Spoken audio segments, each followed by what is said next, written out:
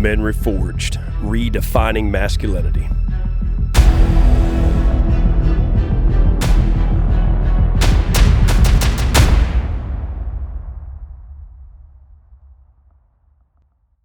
What is going on, world?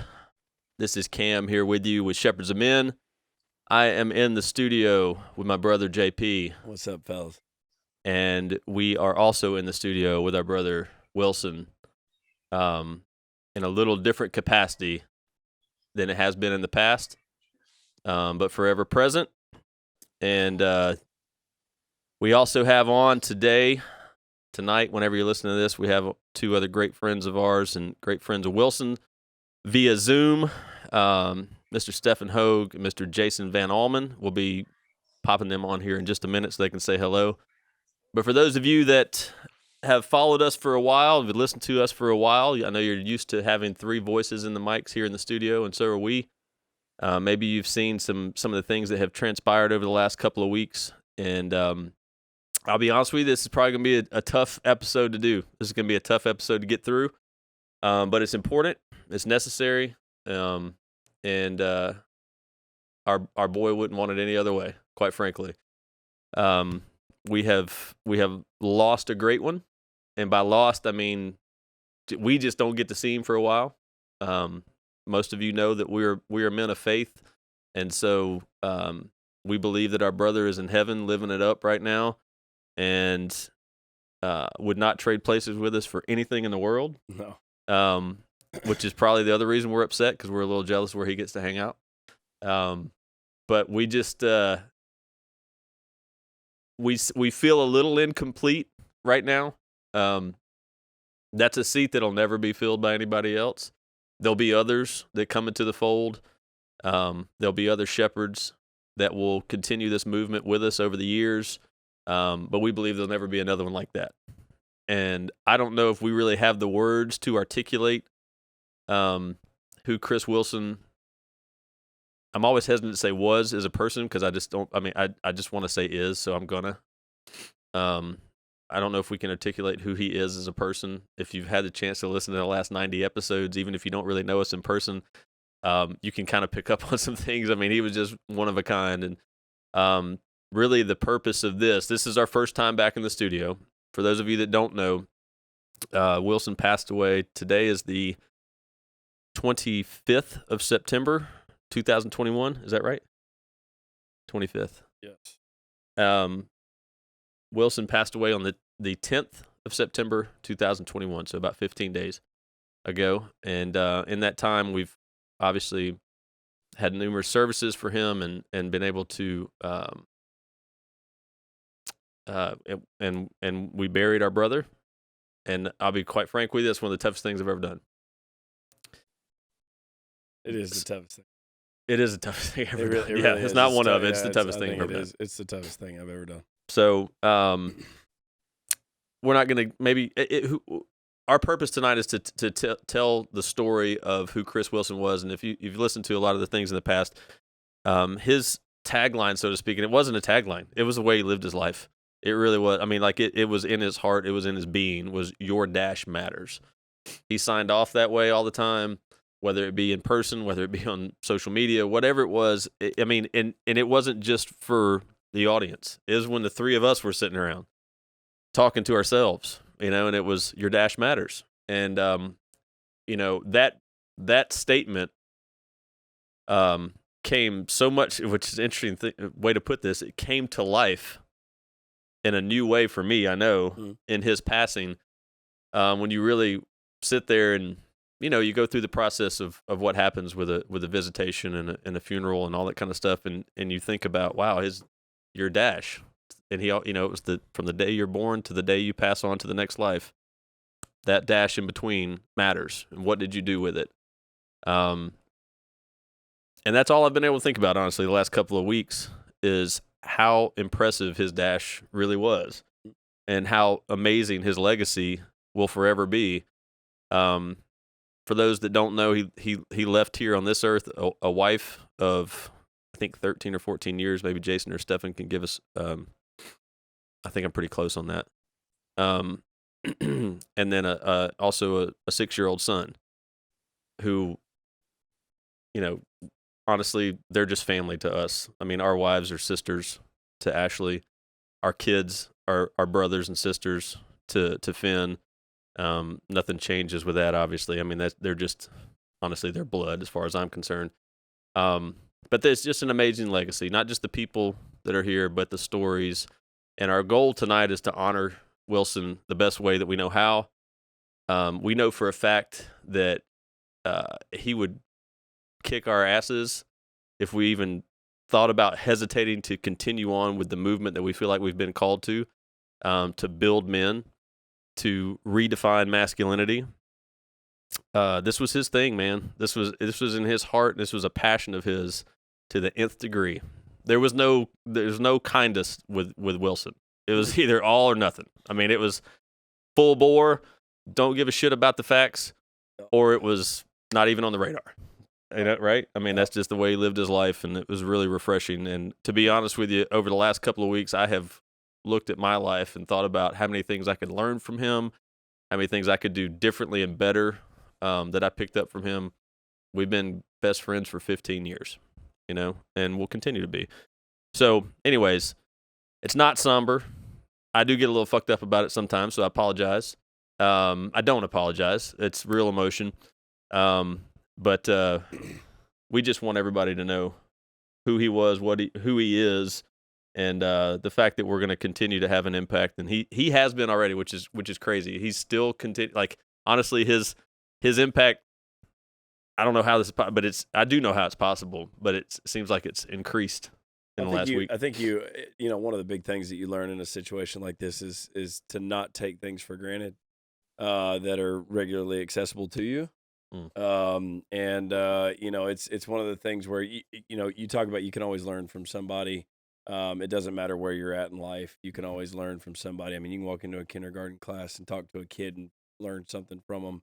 But sometimes you take things for granted when it's really accessible. And I'm sure anybody that's been, married or whatever it is, like you take your wife for granted and stuff. And I'm not saying that Chris is my wife. He's not plumbed right for that. But Chris, he did have a nice ass. Yeah, he did have a nice ass. Though.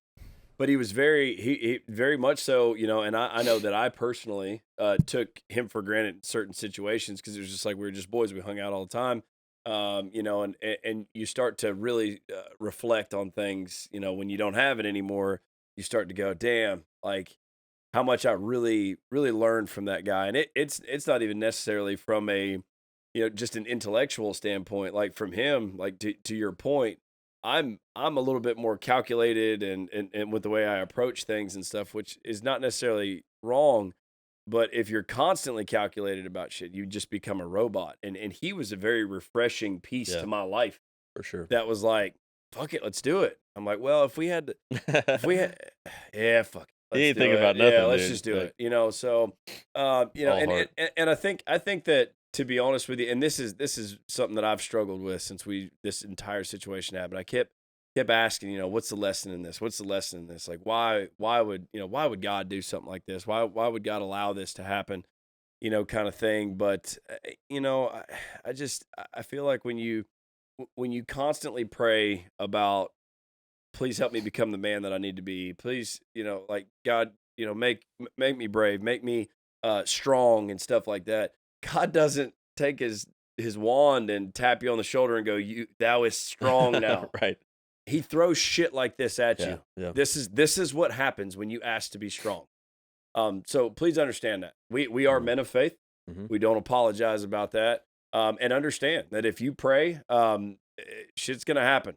And not necessarily just like negative stuff, but if you pray for strength, things will be put in your way that will force you to become stronger. I don't believe that God gives out gifts of just, oh, you want to be strong? Okay, here you go. Not the Wizard of Oz, now right? you're strong. Yeah. God will go, okay, you want to be strong? I'll give you an opportunity to earn your strength.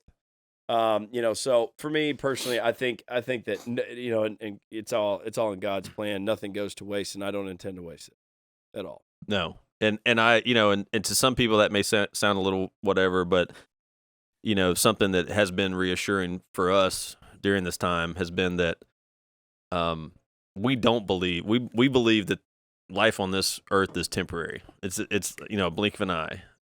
So there's a lot of peace and comfort found in the fact that we believe in eternity and we know where Chris is.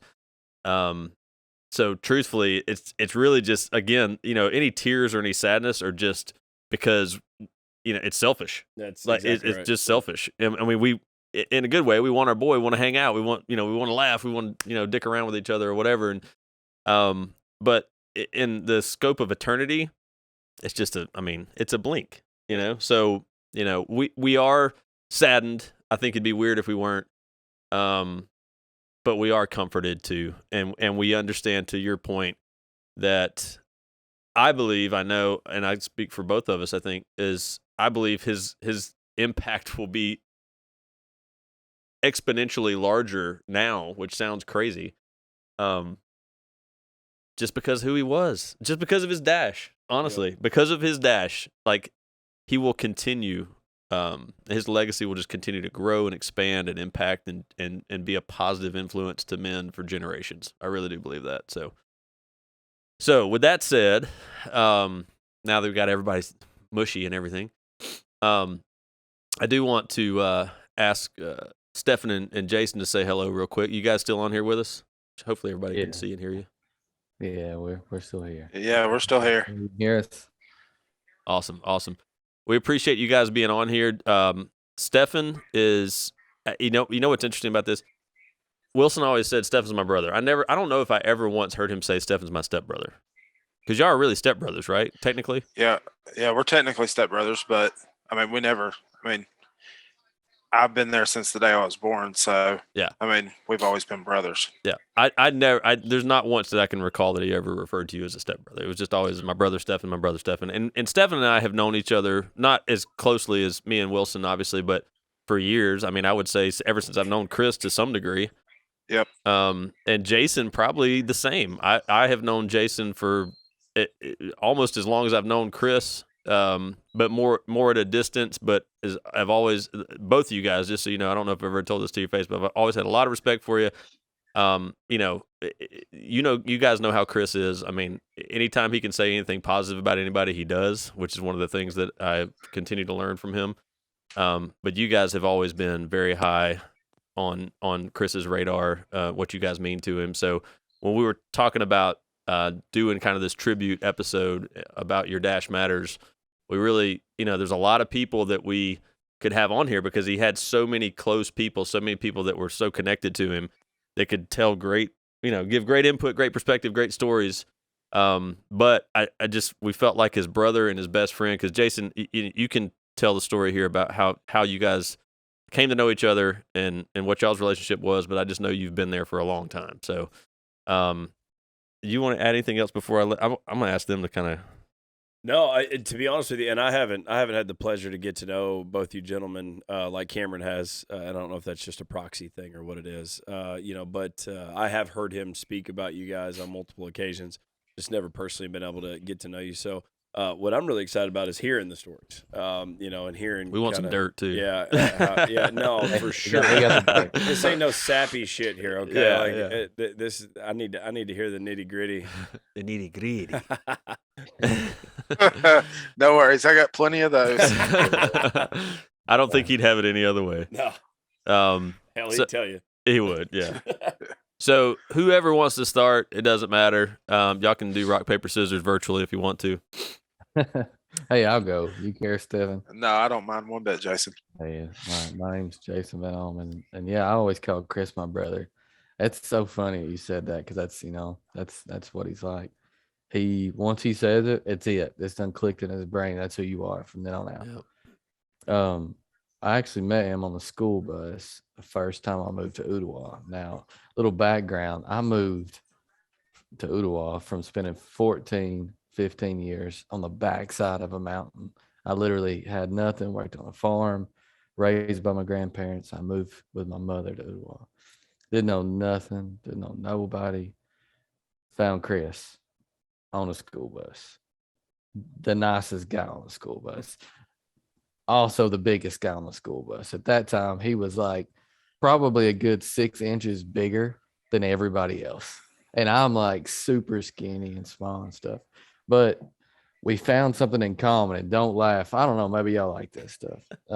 Dragon Ball Z. Do y'all remember that? Oh my gosh, that's O'Neill's jam over there. Hey, that's my Dude. jam. Hey, listen, I can talk Dragon Ball Z all day. Really? Yeah, All right, I so- wouldn't have guessed that. I love Dragon Ball Z growing up. They must not had it in Mississippi. I don't know. Well, that's something we kind of connected on. Something as simple as that. New guy, he was coming up.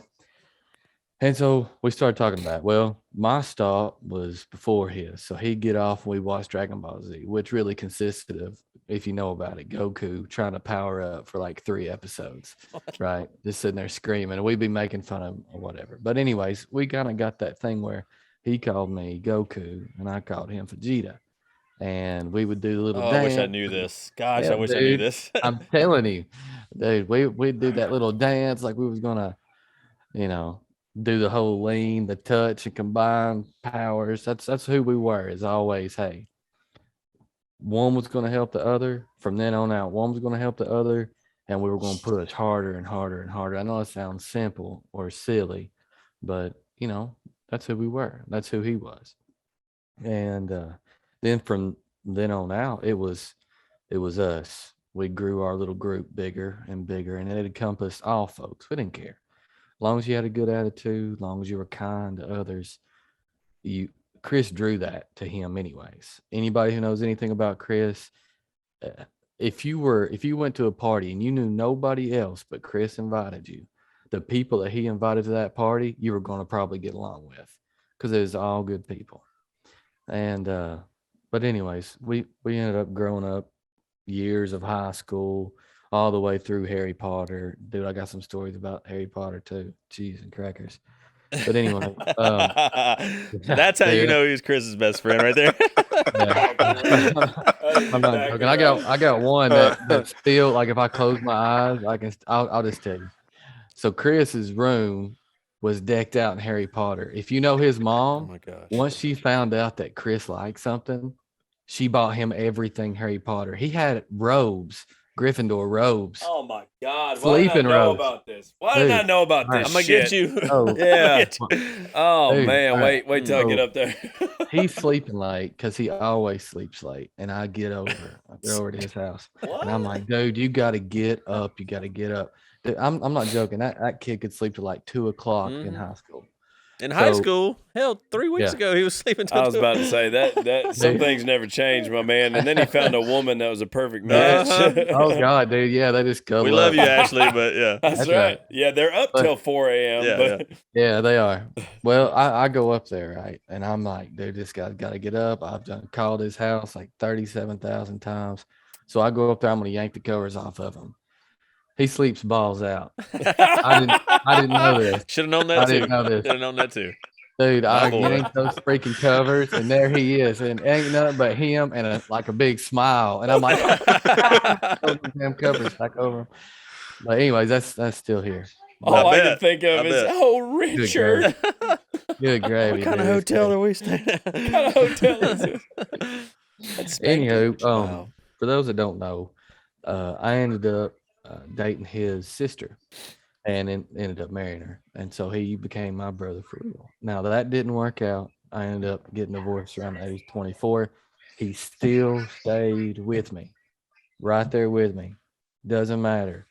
I went off to find somebody else. He went with me. He was my wingman. He held me through that whole time. I'm still his family. He's still my family. We talked. Dude, at one time he even worked for me. Like, we were in the same group, then I got promoted and he worked for me, and we would tag team jobs in a truck, me and him. We lived together, we worked together, we did everything together. And it was so comforting because he was the other side of my body. So we learned how to walk, we learned how to hustle, how to work hard. We did all of it together. And then we'd have all these little side adventures, right? And it basically, I wish I could write a book about how I learned to live. And the other main character, now I'm going to get broke up. Don't do it. The other main character was him. So, but anyway, I'll try to move on past that. But then he, as we go through life, you don't ever lose touch, but you can't possibly see each other every day when you have to move. It doesn't matter. He would call, he would text. We would give each other advice. We would sort over problems. Like I'd say, dude, I need to get a beer and talk to you. And we would sit there and literally talk for an hour through issues, whatever it was my issue or his issue. But that was the other side. That was when I needed to have an inner conversation. I was one of those. I didn't have to just talk to myself. I could talk to him because he knew me just as well as I did. But it all goes down to I wanted to kind of lead back to something. I'm scrolling through my messages because you were talking about how passionate he was about this. Now this was long time ago when he sent me this message. It was episode 2. He was so stoked about it. And he sent me a message like, dude, you got to watch this. Episode 2, it's the movement, blah, blah, blah. And I watched it. I'm like, dude, this is awesome. And he said, just working hard to form a legacy. And that's what he's doing. That's what he did. Even though he did not know that that's what this was going to be, that's what he wanted it to be. From episode 2, that he poured everything into. If people don't get to see me face to face, if people don't get to hear my voice, or I don't get to shake their hand or give them a hug, they can watch these videos and they'll know who I am. And I just hits me. But so that's a long conversation, and I got a ton of stories, but I'll let Stefan talk, and then if you don't mind, I'll go back, dude. I got some more stories I want to tell you. Hey, we got time, man. I personally don't care how long this goes. If we got to break it up, or people can just stop fucking listening, I don't even care, man. There's no time limit. No, there's never a time limit when you're talking about Wilson. You can't have one. I mean, it's just too many things to say. He didn't have one. No. He damn sure didn't have one. He had no I was idea cutting how the to keep grass, track of but I'll time. bring pizza. He'd be late.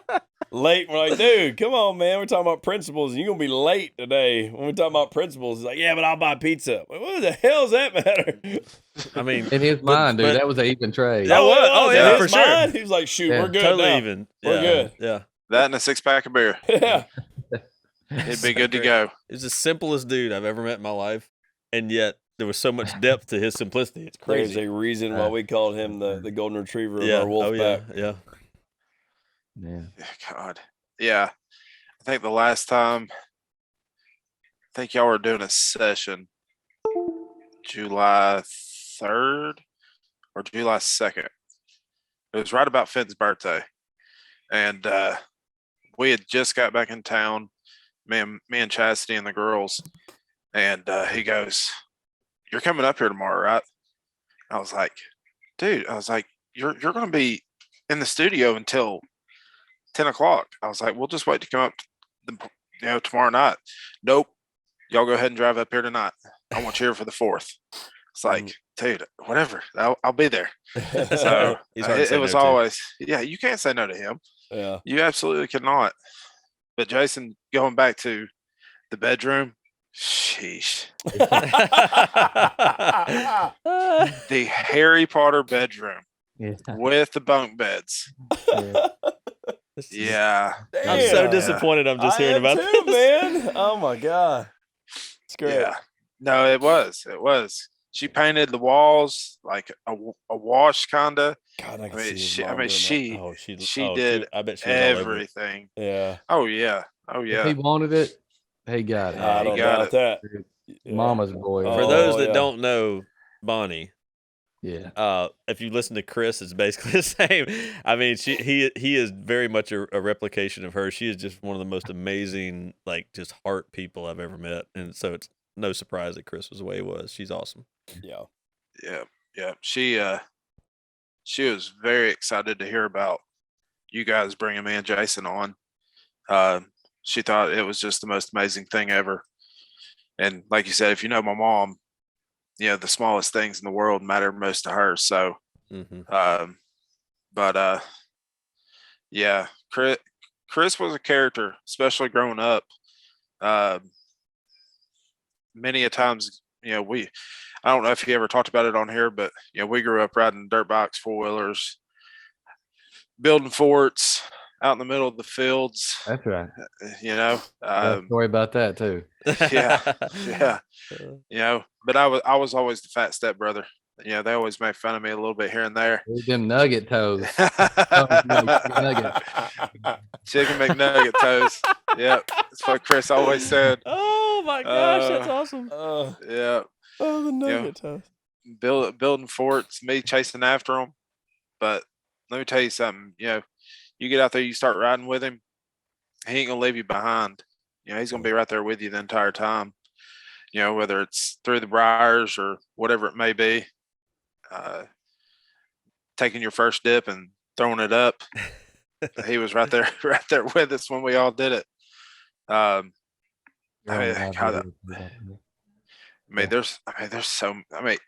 could honestly sit here and probably tell thousands of stories about our childhood and everything we did in the log cabin and in the woods behind the field and the woods behind us.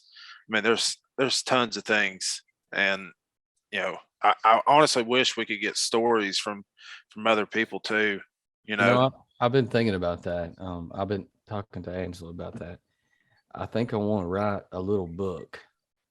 Nothing but, I'm not a writer, but something that says these are the stories I had with your dad, and this is all the stupid stuff that he did. I'm talking stupid stuff, but this is all the awesome stuff. This is how he lived, this day to day, weekend to weekend. 3/4 tank of gas, a bunch of boys, and nothing to do. Go find some stuff. I love this 3/4 thing too. Yeah. Because one thing for sure, and I love that dude like nothing else. But it really, facts just did not matter. Like I've been in a lot of different roles with Chris. Like our initial role was business. I met him through another guy that he worked with, and I was kind of in a mentor role to him, mentoring him through some things, and for a number of years. And I was around when financially you couldn't get worse. I mean, and we've all been there. I say we have. I know I have. Man, I made some bonehead decisions as a young man and put myself in some really bad spots financially, but Chris did too. But he was open to talking about it. Dude, he'd tell you in a second. But he had that board up on the wall that said, I got this much debt. Yeah. I'm going to get out of it by this time. And it didn't matter. Like, you want to talk about an optimist? Like, if you talk to him and ask him about a money situation, so when I was in that role as a mentor, and then even past that as a best friend, like, because me and JP would have these conversations, we'd ask him real questions about money, but not because whatever, we all keep each other accountable. And even when he started making money, we were still trying to keep him accountable to doing the right things, because he's just so in the moment and not planning, which is one of the most wonderful things about him. But he just didn't care about the facts. Like, it didn't. Like, he could be in the hole so bad, and somebody say, "Hey, we're going to the beach next week." He's like, "Hell yeah, let's go!" Like, it never registered that might be a bad idea. Yeah, until Ashley said, What do you mean the beach? He'd be like, "Oh yeah, probably right. Probably shouldn't do that." How many times we've made plans? Oh my God. We'd be like, "Hey Chris, what are you doing this weekend?" Not shit, man. What do you want to do? Yeah. Well, we're gonna go like to Nashville, do this and that stuff. Like, hell yeah, we're in stuff. And then it would literally call me right after that and be like, "Oh shit, I was talking to Ashley. We actually have a lot of shit we're doing this weekend." Like, what?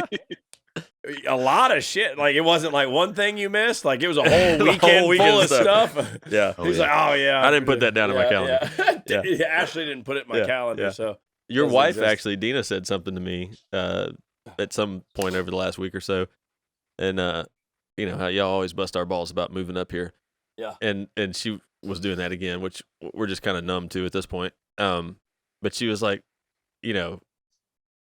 now you have to, because Chris isn't here, and she was like, we got to have those people that are just always down. She was like, Chris was just always down, for whatever. That was the biggest thing. Always. That was the biggest thing. Like, if you ever needed a homeboy, like this, Just call him. Man. It doesn't matter what he's doing. He's Dude, coming. I'm telling you, there's so many times. Like he was on the way to the gym one day. I was like, dude, get up here and work out. Nobody's up here.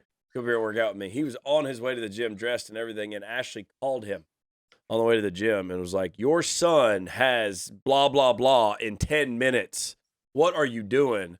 He called me. He was like, I'm dressed. I'm in the car. I'm on the way to the gym. Ashley calls me like it's Finn's birthday or something like that. Like some kind of crazy shit. And I'm like, wait a minute, Chris, are you you're coming? Like what? And he was like, yeah, dude, Ashley called me, told me about it and stuff like that. And I was like, dude, totally understandable. I get it. Yeah. I get how you could just glaze over that. I get it. He's like, I was dressed. I was coming. I swear to God, I was coming. I don't doubt you were coming. That's not the problem. The problem I don't is see how he was brown headed. He should have been a blonde. I Oh, know. man. dude. Oh, he'd Yeah. have made a perfect blonde. Oh my gosh. He'd have made a perfect blonde. Blonde hair and that butt. I mean, my goodness. Oh, God, dude. He'd have killed.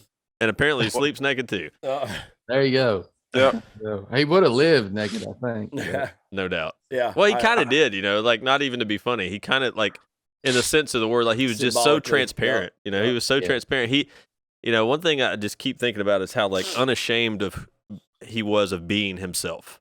Now, I don't know internally if that was different. I know all of us kind of have that external, and then we have the things internally that we maybe don't share with everybody. But I don't know if he had that. No. I just feel No. like whatever was inside was also outside. Like it was the same. Some of us maybe filter or don't share. Like he didn't have like a sharing meter. Like he just shared everything. Absolutely not. Just like them nut underwear that he absolutely fucking loved. I don't care to know about that.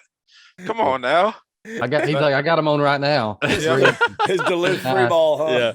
Yeah. My nuts Yeah, don't even I've sweat got the anymore. leopard. I've got the leopard on today. He's like, look, I'll show you here. And I was like, no. I don't. No, Nobody listen. cares but you, Chris. Oh my God. But dude. and that's the funny side of it. But the other side of it was, when it came to his faith, or when it came to how he felt about his family, or the things he was passionate about, he was the same way. Like there was just no filter to it, and there shouldn't have been. That's one of the things that I keep learning from, as I analyze his life, or I look at the way he lived his life. Like, what can I learn from it? Like what JP was saying, is I go, man, like just be about who you are, and like don't hold back at all, because I'm sure there was times that there were people, maybe I don't know, I mean, there's people that judge. It doesn't matter who you are, people judge you for whatever. But the thing I keep going back to is last Thursday at the visitation, it was one of the most unique dynamics in the room, because it was the first time that a lot of people had to come face to face with the fact that he was actually gone from this earth. His physical body, earthly body was done. And that's sad, I mean, that's understandably sad.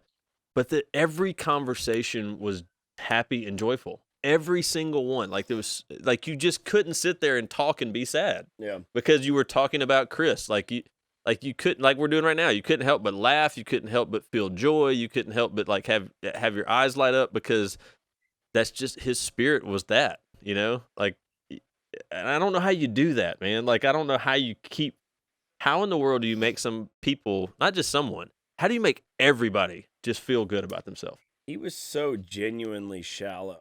Like it was insane. Yeah. I remember, and you guys may not know this, but so I met Chris through a cold contacting situation with Amway when he was selling Amway. He met me at a Best Buy, and I was looking at these GoPros, and he just started striking up conversation with me. We get talking back and forth.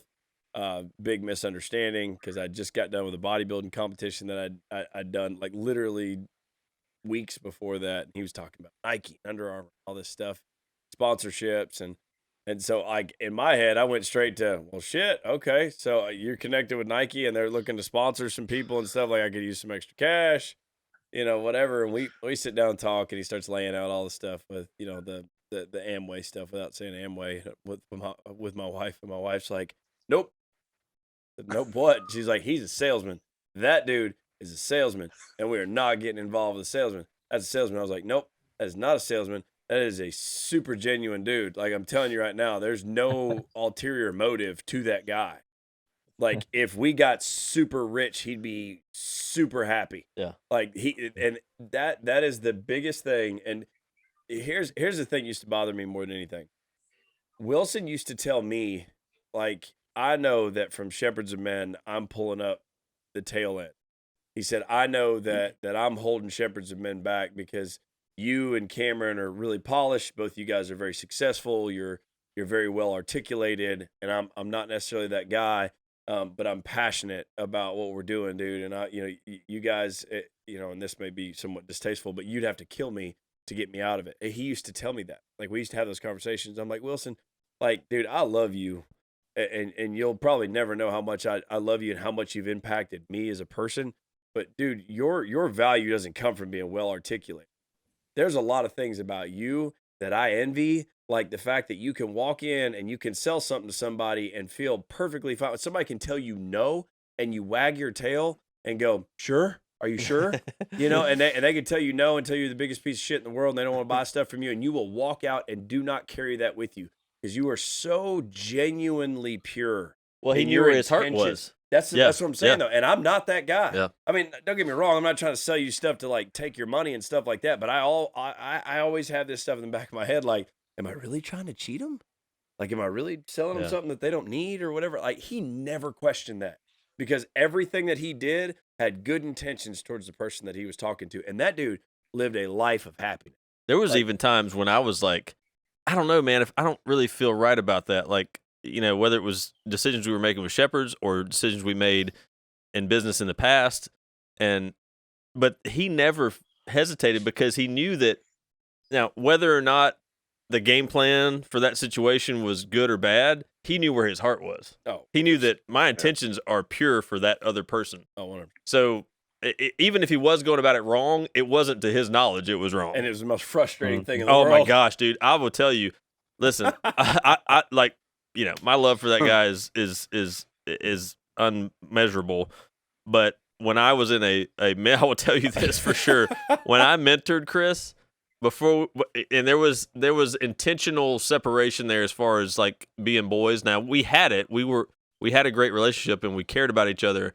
But there was kind of a mindset at that time of you don't get too close to the people you're mentoring because then they stop listening to you, and you didn't want that. I don't necessarily agree with all that. I think we won't get into all that. But the thing is, I felt like I had to stay very much in a coaching role to him, and he just frustrated the shit out of me on a daily basis. Like, I mean, I can't tell you how many times I'd get off the phone with him at night and my wife would be like, what's wrong? I was like, I was just on the phone with Chris for a fucking hour.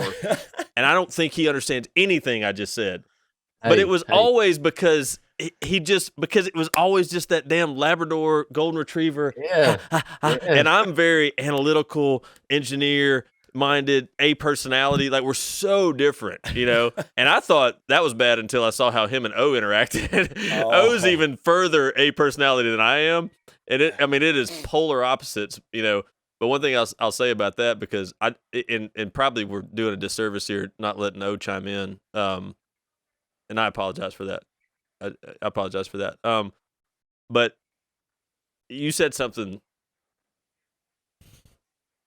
Carry on. Yeah. Sorry, guys. So no, so I dealt with the same thing, but from the reverse side of it. He was supposed to be my mentor, and it kind of went back to the whole, like, what was so cool about Chris was he was super genuine. So I'll never forget, early on he came up to me and he was like, "Hey, listen, dude, listen, you're a smart guy, you're sharp, you got your stuff together and stuff like that. I'm probably not the right guy to coach you, so I'm going to introduce you to Cameron." Because I'm not sure what to do with you. He just had no ego, though. That was the thing. He was like, I don't get screwed up about, it doesn't have to be me helping you. Run across that? Never. Dude, Rarely ever. I'm telling you, and that's one thing that I have vowed to fix in my life, is the fact that when I talk to people, like my ego needs to be moved out of the side, and I need to start looking at life and start giving myself enough credit to know that what I'm doing is genuinely right. Whether it's calculated or not, it's genuinely right, and stop carrying the baggage of going, did you do them wrong? Did you not do it? 'Cause I don't think Chris ever questioned that shit. That's that exponential thing he was talking about. Every single one of us in this room are going to live differently because of that. we're going to make different choices. Those choices are going to impact other people differently, and it's all because of one person. He didn't care who got credit for stuff. He really didn't. No, like he was totally fine. Dude, man, we got to say this stuff. I'm more emotional. That's just one of my things. I had a conversation with him like probably a week. No, I think maybe we both did. No, it wasn't even a week. It was a few days. It was a few days before he passed, and we were like, hey, there were some things that were actually looking very positive. He'd been in the hospital a couple of weeks, but it looked like, there's making a turn, and the expectation was he's gonna be out soon. We had pumped the brakes on what we were doing with the podcast and with Men Reforged and everything else, rightfully so. But we were like, hey, let's things are moving forward. Let's talk about what we need to be doing. And one of the first things he said was, if I need to take a step back, I'm great with it. And the way he said it was, number one, he said it from a hospital bed, which he'd been in for 2 weeks and hadn't seen his family, and he was on a breathing. Well, I don't know what all he was on. There was an oxygen machine and everything else. His voice was very weak. It was not it wasn't ideal, obviously, but his whole thing in that moment was, if in order for the message to continue and the movement to continue to impact and grow men, if what's necessary for that is for me to step back, that's what we'll do. You know what I mean? And it was just such a pure statement. It was like, again, zero ego, zero anything. It didn't matter. What mattered was Shepherds of Men. What mattered was redefining masculinity. It didn't matter whose name was on it. Yep.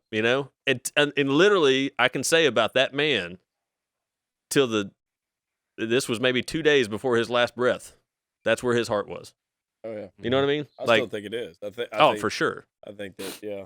So, 100%. Heart of gold. Do whatever do whatever needs to be done in order for Sons of Men to go on. Oh yeah. Yeah, he didn't care. Yeah. It's all about getting the word out for him and making sure everyone can make a difference in the world. And that's that dash. Yeah. 100%. And even with that statement, and to add to that, he followed that up with, if I need to put in any funds to do anything that needs to be done, I'm good for them. I'll put them in. And obviously me and Cameron follow that up with like, dude, shut the hell up, get out of the hospital. Right? Yeah. Like, dude, it's one thing you need to focus on right now. Why don't you shut up about the money? Get the hell out of the hospital. Get the hell out of the hospital. And he called me, so the Friday before the week prior, before he had passed, he called me that Friday evening, and out of respect, I'd been texting him and stuff like that, because he talked about how his oxygen levels would drop just doing silly stuff, like going to the bathroom, and talking obviously requires you to be able to breathe, and out of respect, I went through text. He called me, and I'm on a date night with my wife, which is the first time we had a date night 5 months. Because you keep having freaking kids. Because we keep having kids. We're done having kids. So says you. Wait. The date night was just a little while ago. I know, right? Yeah, you never know. No, we fixed it. There is no longer a tunnel. The tunnel has been removed. But he called me, and I was sitting there looking at it, and I was like, obviously the gravity of the situation and being in the hospital and stuff like that. I need to answer. I'm obviously compelled to answer the call, because I thought about it at first. I was like, okay, I'm on a date with my wife. I'll call him on our way home. And I was like, fuck that. I'm gonna answer it. And it was the thing that really jacked me up. And I'm sitting on my date night with my wife, and I'm sitting in my truck. We just got done eating. Walked out, sitting in my truck, and I'm tearing up talking to him on the phone, because I'm a super optimistic individual, but I'm not naive to the truth. And there was a part of me that felt like it was almost a goodbye conversation. It was one of those, like, I just want you to know that I love you. And it fucked me up, dude. I'm telling you, and I'm not a super emotional type of person. I'm just not. I've had a pretty rough upbringing, so I think it hardened me to the point where I've got a lot of issues that I need to fix personally. But That was a tough one for me, man, because it was one of those things. And I'm optimistic. You know, I was looking at that situation. I'm like, all right, we're good. Shut up. I'm bringing you a book tomorrow so you can read a book. You need to work on some things, and I need you to fight. And from that point, every day I sent him messages and was like, dude, I need you to fight. I need you to get some shit done. But that call was not for him. That call was for me. It was so that I knew, how much I was loved. And that was him, dude. Like, that was that guy. Like, he was the one, dude. Like, and I'm gonna tell you, it was definitely 80-20 by who was calling who and who was reaching out to who and stuff. He reached out to me 80% of the time, and I was on the 20 end. And that's the truth of the matter. He was the guy that hit me up all the time, like, hey, dude, what's going on? What are you doing? And I was always down to hang out and stuff, but he was thoughtful. I'm me, not so much. I've got things that I got to fix in my life, and those are the types of things that I take from this and go, where's the lesson? That's the lesson.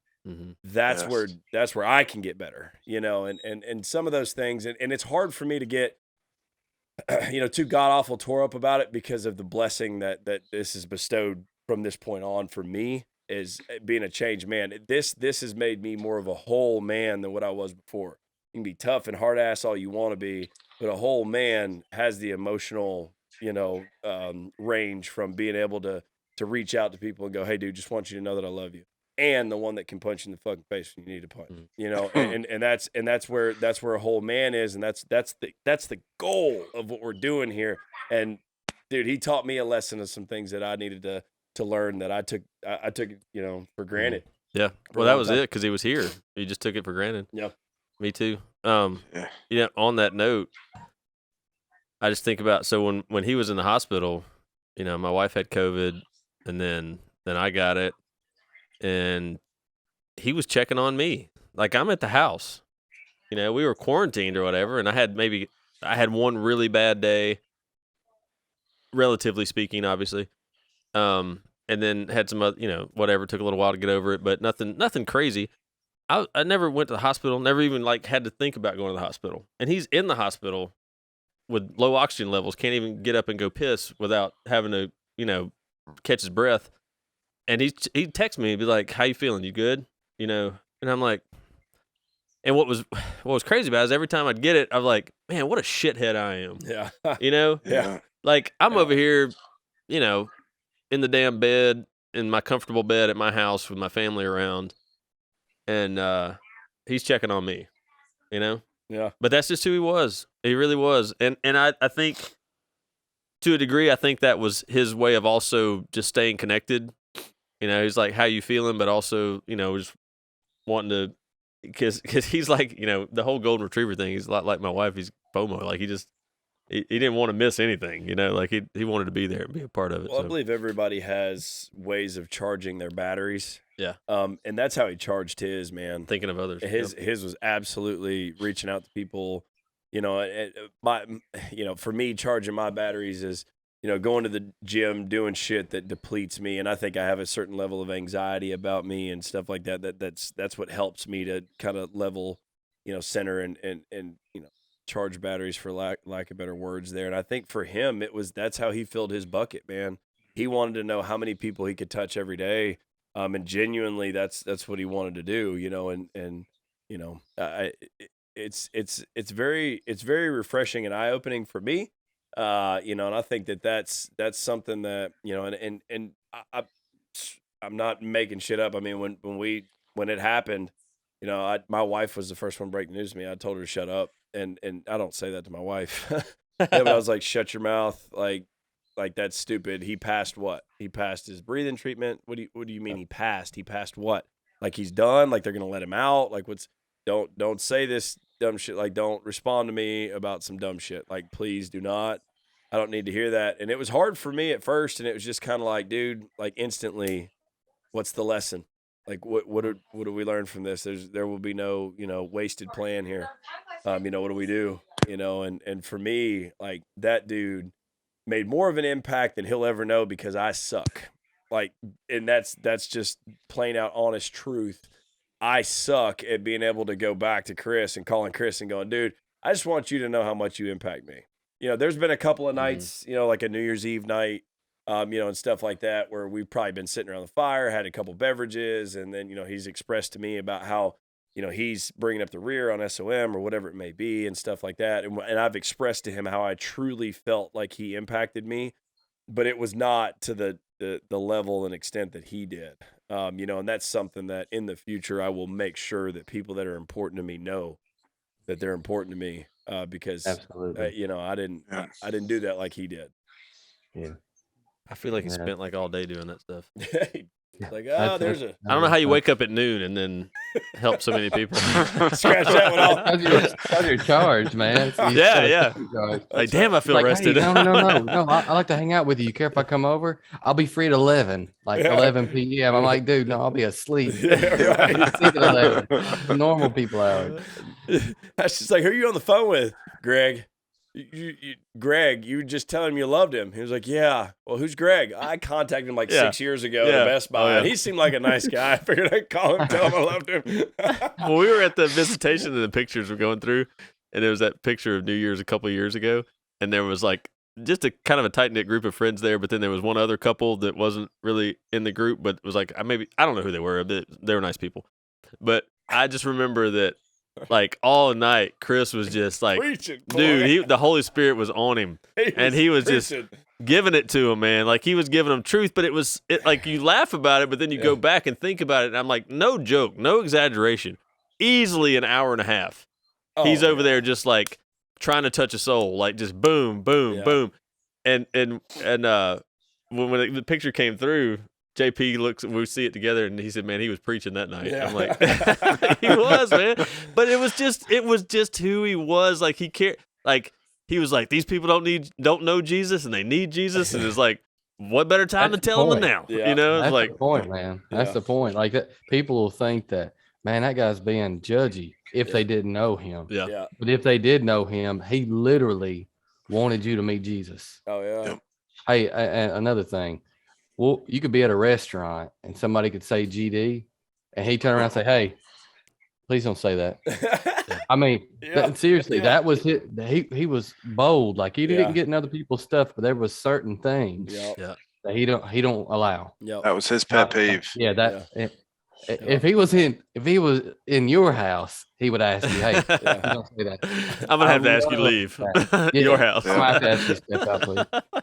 I love that. I love that. Oh my gosh, man. Hey, can I throw a couple stories in? Absolutely. Do it, man. Do it. All right. Sorry. I actually took this little Word document. I got it up on the screen, and as funny stories were popping in my head, I'm trying to write them down so I can remember. Motorcycle. All right. I got 3 of them. So one, I don't know how many of y'all rode motorcycles with Chris. He rode motorcycles when he was going up a hill. He would stick his legs out like a V, like somehow they were going to help him prop up. He had more horrible wrecks because his legs would get caught on trees as he would be going up this hill, because his legs were literally like the flying V. But somehow he thought that, this is going to save his life. No, it about killed him like 37 times.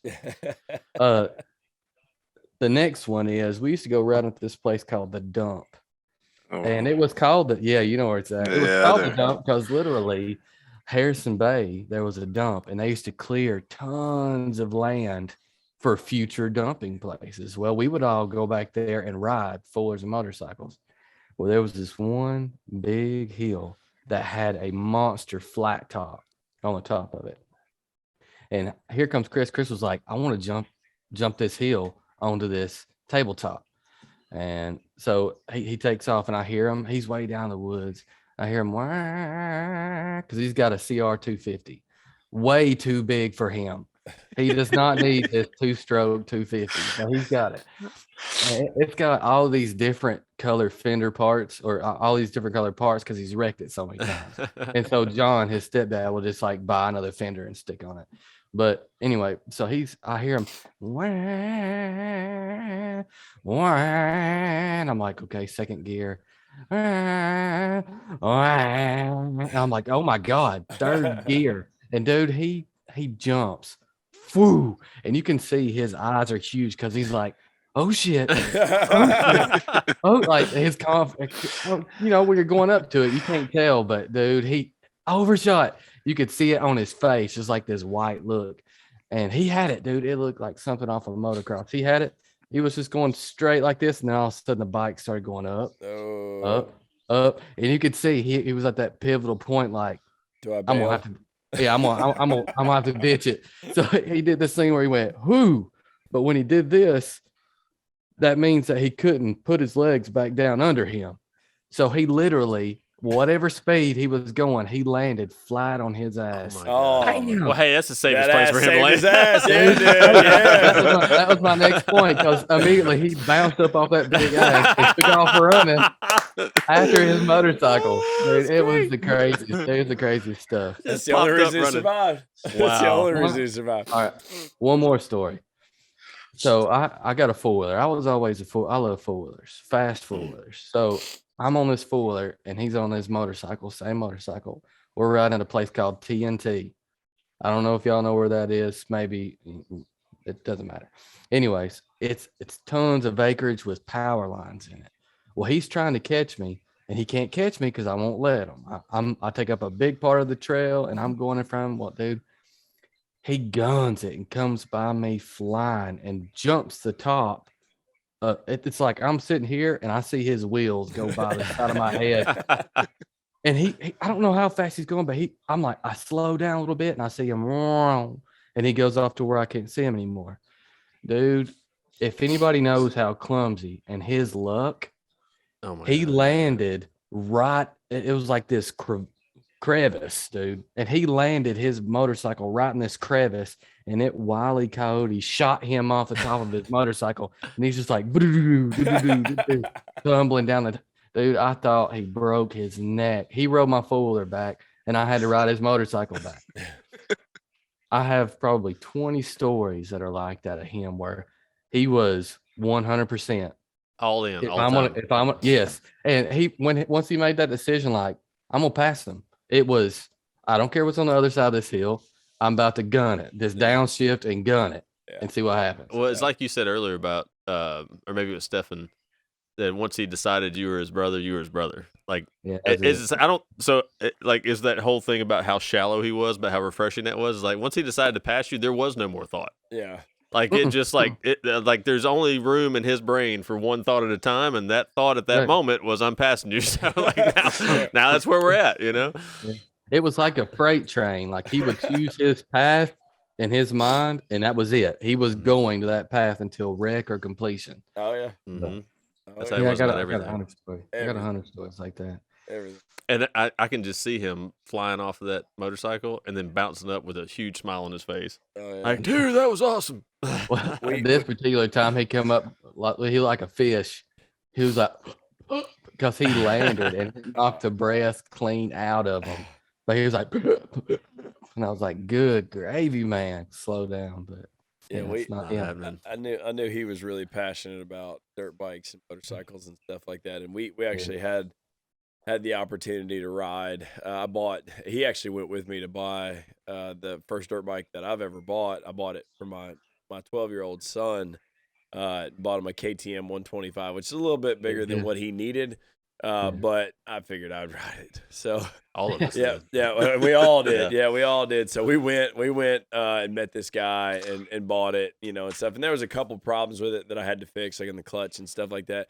And like going back to like the genuine, just like who he is and stuff. Like, he wanted to go with me to make sure that I got the right dirt bike. Like, I didn't get gypped because I didn't know a whole lot about them. I haven't purchased dirt bikes before, and I wanted to get one. My son wanted one really bad and stuff, and I wanted to ride it. So I'd made up my mind that I was going to get one, and he was like, "Oh, dude, I'll help you out. We'll find a good one." We found the deal and stuff. And after we found a couple things that were wrong with it, dude. You could just tell it just ate him up. Like, he was just like, "Man, I'm so sorry. I wish I would have known." Blah blah blah. I'm like, "Dude, it's not your fault. It's a used dirt bike. Like, we went and bought a used dirt bike from a guy." And he rode it. Like, the guy rode it around because Chris was like, "Hey, let me see you ride it. I want to listen to it," and stuff like that. Mhm. I'm like, "Dude, you did your due diligence. Don't feel guilty about that," and stuff, And he was like, "Well, I want to make sure that, you didn't get screwed in the deal and stuff like that." And I was like, "Dude, you can't know everything." But outside of that, you know, it was cool. It was fun because we got the opportunity, you know, and Cam came up here a couple times. You know, we spent time at their house, and that's what we did. We hung out all day long, and the kids rode dirt bikes because my little one has a smaller one, and then we had the 125.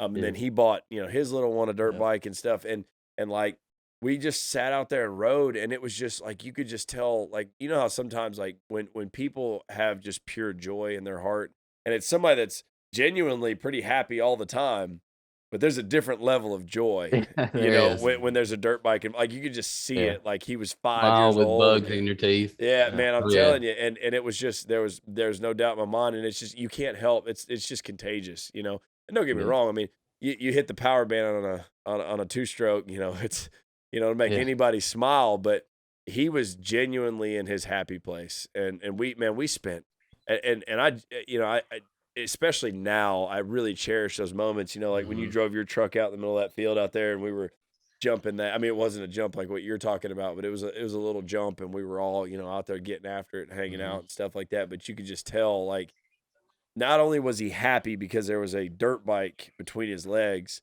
but he was happy because he was sharing it with people that he cared about, which was almost more, you know, and he was just in heaven, you know, for a lack of better words, or at least the second best part of that. So those kind of memories, that's what makes it hard for me to be like truly upset, because I know me being upset is just being pure selfish. But those kind of memories I look at and go, dude, like I am so blessed to have known a guy like that, because I may never know a guy like that again, you know. I don't see how we could. I mean, like I've never met anybody like him. I mean, I can't even, like, there's nobody even really comparable. You know, a lot of people you can be like, oh, there's, you know, personalities or whatever. Yeah, you remind me of this other guy. Yeah, no, there's nobody, No. you know, and that is a very positive thing about him. You know, I was really happy when we were able to become just who we should have been to start with, which was really tight friends as opposed to mentor mentee, because trying to coach him is fucking bonkers. but man, I love that dude. And the dirt, I agree with the dirt bike thing, because for years he had told me about how much he loved it, and being able to do it with him, you definitely could tell he was just like, I mean, for him, that was like the best thing ever. My happy place, man. You know, being able to share that with other people. I mean, that's the way we grew up, you know, with my dad working on dirt bikes, 4-wheelers all the time. I mean, that's what we had. That's what we had to have fun on. And let me tell you something, we got in a lot of trouble a lot of times because we would get on customers' 4-wheelers or dirt bikes. We would go ride them. And I'll never forget. God. And he actually took the blame. He took the blame for it. And I know he did that a lot for a lot of people. But we took a customer's 4-wheeler out that had absolutely no oil in it whatsoever. Oh my gosh. And we drove it from our log cabin that we used to live in, through the woods, down Snow Hill Road, up Mahan Gap Road to the 58 mark. And I'll never forget exactly how much trouble we got into. But at the end of the day, he was like, it was my fault. It was my fault. I shouldn't have done it. I'm like, no, it was both of us, you know. But, you know, he wanted to take that blame for it. And it's going to suck from here on out. Because, you know, you got to take ownership now. Yeah. Damn you, Chris. We're all getting in trouble now. You know, my mom calls me the other day. She has a bad day. And, you know, typically she would call me or Chris. And now she calls me. And, God. The day's not any easier. No. Yeah. And she just wanted when to hear. You're having a bad day for the same reasons. Yeah. She just wanted to hear one of her son's voices, and she could only hear one, you know. It absolutely. Yep. It fucking sucks. Absolutely fucking sucks. And 100%. I can think of a lot of people that I would have rather killed off. I mean, in this situation, I'm just telling you right now. Tons. I'm telling you, man, and I'm that was probably super distasteful, but I've sat there and thought about that. Just be 100% transparent. I'm like, man, you could have taken this one, or this one, or this one. Why that one? It's because that one taught the most people the right lessons than these ones. Because if these ones died, nobody gave a shit. Yep. He This he one- fulfilled God's word. Yep. He this fulfilled one, God's word. Yep. That's exactly right. I really do believe God was like, I don't know how much else positive. I shouldn't say that. I can't put limitations on God for sure, but certainly, we said this in the post about his life. We know for a fact that he heard, well done, Yeah. and Oh man. and I have no doubt that it was one of those where it was like, a father brings his son home. There's joy, Yeah. and I can't even imagine how much our Creator was like, man, I'm proud of this one. Yep. You know what I mean? And Yep. like, there's just an embrace, and there's you're home now, and I'm gonna do more with the dash that you already lived than you could have done if you stayed there. Yep. And there's gonna be some temporary sadness and some temporary hurt from the people that loved you and knew you closely, but it's still temporary. It just is. And there's it'll take some time for all of us, but the more we focus on how positive this is, and again, to some people that's going to sound really twisted. I believe if you're thinking in a temporal sense, in a finite sense, then it can sound twisted. If you believe and you think in a eternal sense, then you understand that this can and should be a very positive thing for a lot of people. I think there's going to be a lot of people that come to another level in their life, and there's going to be a lot of people that spend eternity in a different place. I just know that to be true. So, I will say this. Ashley said, can't remember when it was. I think it was the Wednesday before he passed or something, that he said, if I go this way, he said, I'm going to have my few choice words to talk with God about, because this is not the way I'm supposed to go. And, of course, me and Ashley and Chassie and my mom were all sitting there laughing about it, because that's true. That's just the person he was, Yeah. like I'm gonna have my words. Yeah. This is not the way I'm supposed to go. This is, I still have life to live, but at the end of the day, he fulfilled God's word, and God said, it's your time. Well, I'll tell you. Go ahead. Well, I honestly can picture Chris's abnormally large ass entering into heaven, and all the angels, like him going, God, like, what the hell? Dude. I wasn't supposed to die like that. And all the angels going, oh my God. Chris, shut up. I can see the angels doing that and stuff. But I'm telling you right now, we're all here trying to figure this shit out. He's up there going, aha. Yeah. I get it now. He understands. Yeah. There's a plan. There's a bigger plan. He understands what the plan is. We don't. We're working through it with our own selfish interests, that block our vision there. But he's sitting up there going, yeah, well, you guys will find out. You guys will get it in a minute. I know what happened. I could see him saying, I had so much more to do. Oh, Yeah. So much more to accomplish, so many more lives to touch. And I can see him being mad about that. And I can see, Jesus just reaching over and going, you don't have to be there to do it. That's right. Like, it's okay. You Just still will. Trust me. Yeah. Trust me.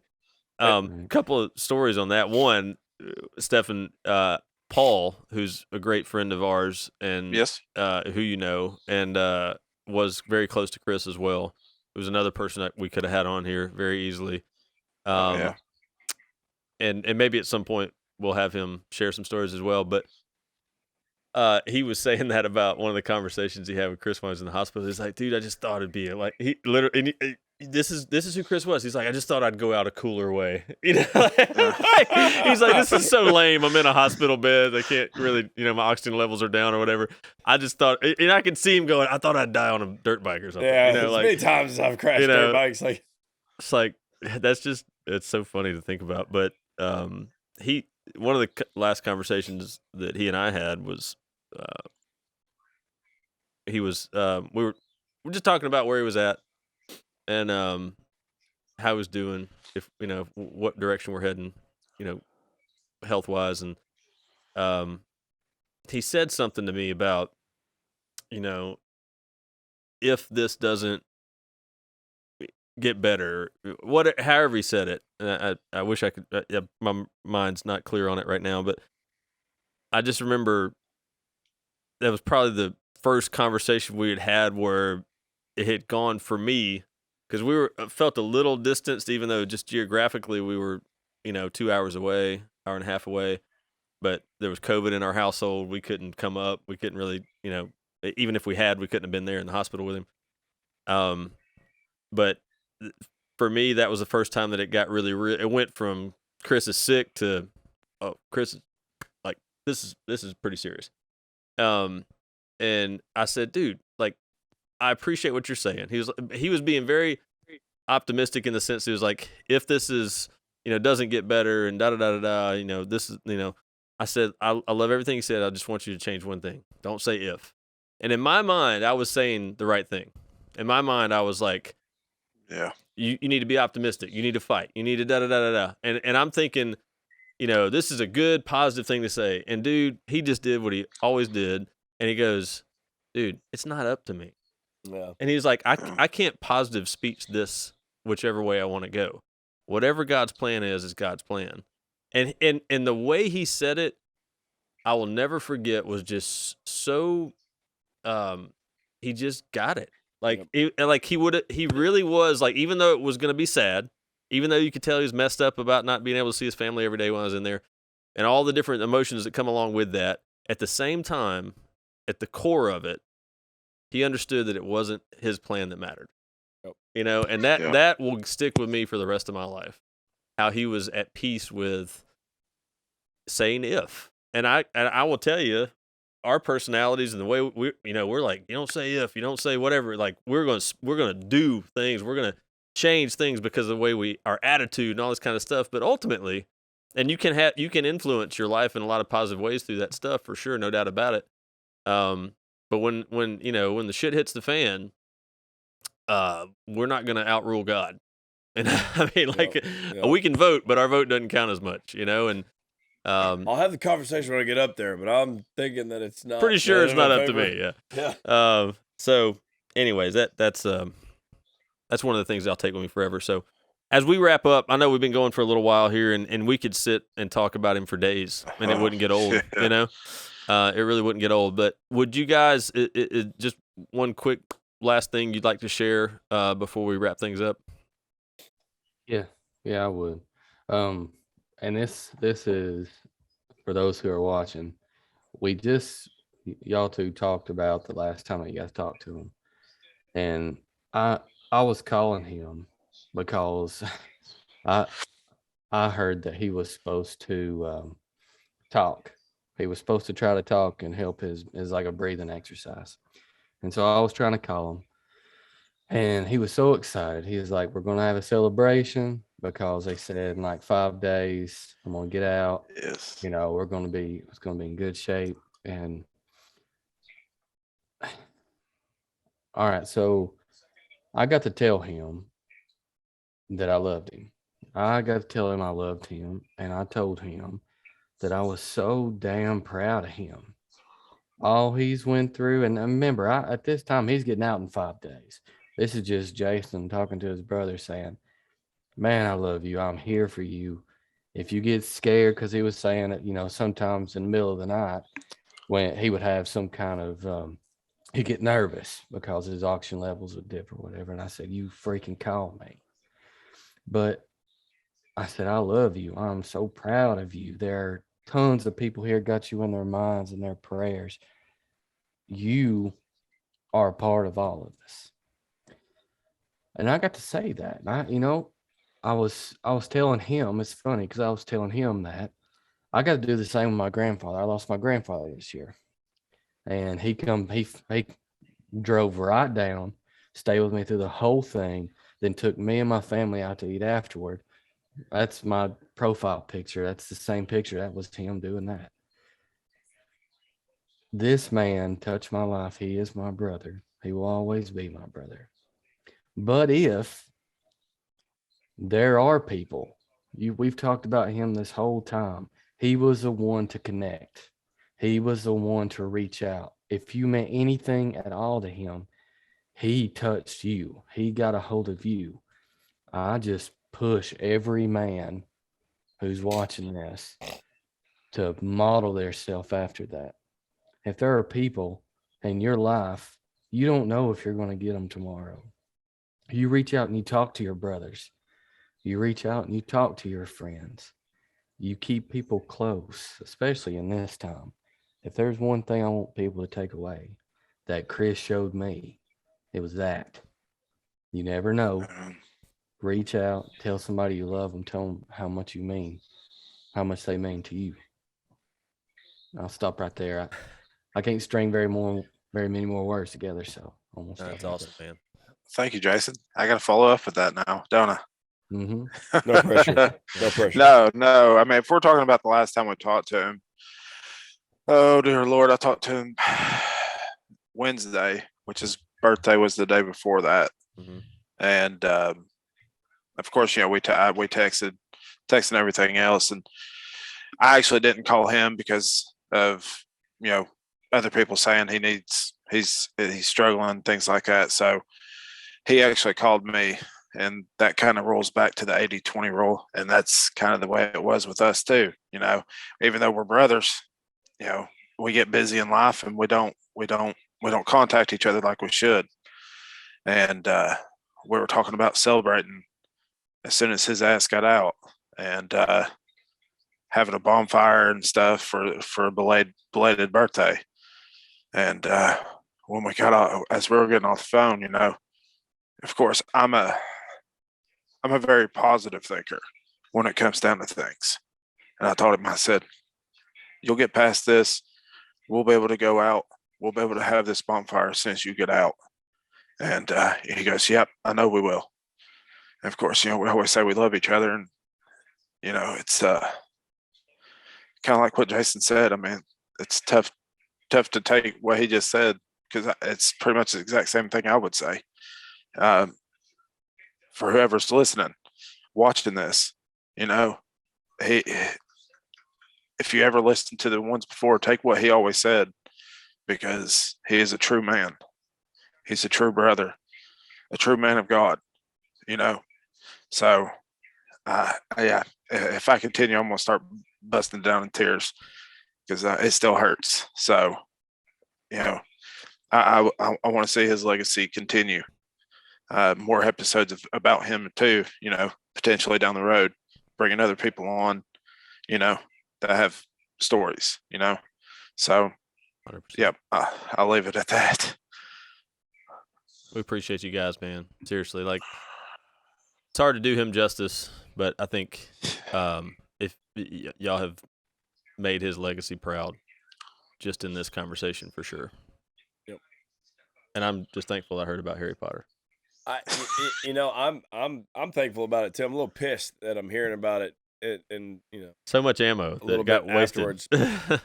Totally. No, we used it up, man. We used okay, yeah, good. Maybe that's what it is. That's what it was. Maybe God was trying to give him a break. Like, That's probably what it was. Don't let those guys that's probably know. why he moved up there. He said, "Oh, no, it's for Ashley," but no, it's to get away from the hassle. Well, I mean, Ashley's just as big as Harry Potter fan as he is. Oh, I don't doubt that. But I can't make fun of her, so I would have made fun of him though. I can. I don't know. I guess there's to each his own. But I could probably speak for Cam as well as myself. I really appreciate you guys sharing. I know as men, in society, we're told, being strong and not emotional and stuff like that is how a man's supposed to be. But I think personally that's why, we have, 3 times the suicide with men that we do with women and stuff like that. Like, I'm not a fan of men just sitting around bitching about what they don't like, but I do think that the brotherhood is incredibly important for men to heal in situations like this, because I don't care who you are and I don't care how tough you think you are. Stuff like this hits you in places that you didn't know existed, and it's tough. And on top of that, it's tough to go in a public forum like this one, and show the emotion and show the vulnerability and stuff like that. So certainly appreciate that. That's something that I struggle with, personally. And I know that, considering the character of the individual that we're talking about, it makes it a little bit easier, especially for me. Because I mean, at this point, I don't really care. I've broke down a couple of times, and then if somebody ever said anything sideways, I'd probably just punch them in the face, because, like, dude, like, you don't know. You have no idea. Yes. I mean, you Yep. really don't. So, I personally, I think that you guys said a lot of justice to what needed to be said there. What that man embodied, as a man, is what a lot of men should really aspire to be. He had his faults, just like every man does. I have my faults, but there's a lot that dude embodied and genuinely embodied. He didn't perfect a skill or a personality trait. We talked about that in a previous episode. We talked about character traits and personality traits. He did have a good personality, but the dude was not well polished. He didn't develop these surface level skills to be able to get you to do what he wanted. That dude had character, and his was deeply rooted. And that's one thing that will always inspire me to be an individual of character, and to actually learn to love people the right way. Because I've seen the joy in his eyes. I saw the life that he lived, and I told people, man, I said, that dude lived his life where if anything happened at any given time, he didn't have any regrets of his life, whether good, bad, indifferent, whatever it was. Just his mindset and the way he lived his life, he didn't have regrets, and he's not upset. I'm telling you right now, he's not upset. So, why should I be upset about it? I'll forever miss the dude sitting next to me and being the guy that I call up on Friday going, "Hey, we ain't got shit to do. What are you doing? Come over here and play cards. You suck really bad at cards, but I don't have anybody else available right now, and you're fun to hang out with." But it's something that we'll never forget, and he'll always live on, through the Shepherds of Men and what we're doing here, outside of his family and stuff like that. And he'll always be an integral part to starting, this movement, and as this thing continues to grow. And I mean, he was part of it going from, 900 to nearly 7,000 followers now. He's a big part of that. And, once it hits millions, he'll continue to be a big part of that, and he'll continue to inspire Cam and myself to do what needs to be done to help men become not just men, but well-rounded men. I gotta go last. Well, I figured I'd give you something to follow up with. Yeah. Well, I'm always up for a good challenge. The truth is, we could sit here, as we said, and talk all night, and you just still can't. It's just hard. I know it's hard for any life to put it into words, but anybody that knows him, he just truly was unique. We've said it 1,000 times. I don't know what else to say. I've just never met anybody else like him. And really, I think our heart is that the people that are hearing this around the country and even around the world, where we have listeners, that have never met him in person, but maybe have heard him or watched him or whatever, and wondered, is that who he is? Like, that is 100%. Like, all the time. When you rip the covers off of him naked at night, that's who he was. Balls out. Yep.